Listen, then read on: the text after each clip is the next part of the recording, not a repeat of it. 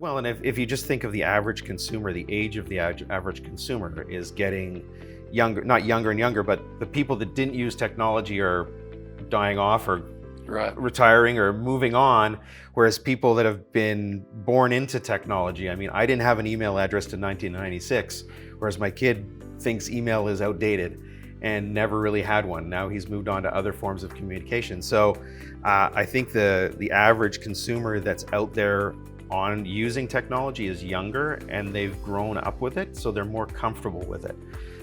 New companies, the way that they're transacting real estate, if you look at the HomeLights of the world or Homeward or Orchard, where they're providing service to those consumers where I don't even have to put any money down and I can take ownership of a home until I sell my home that I'm in right now.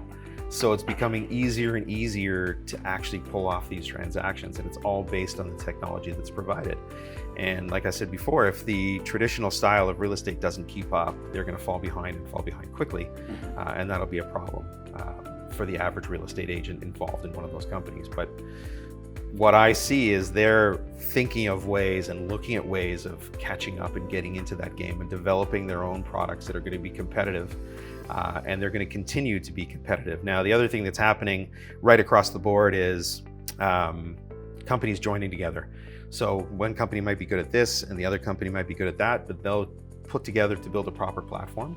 And what we've seen, one of the conferences that I attend and speak at on a regular basis every year, last year they were talking about $19.8 billion in real estate technology investment and mergers and acquisitions. This year it's going to be 24.5. Wow. So over the last 10 years, you've just seen that go from a very small amount to now we're talking about billions and billions and billions of dollars.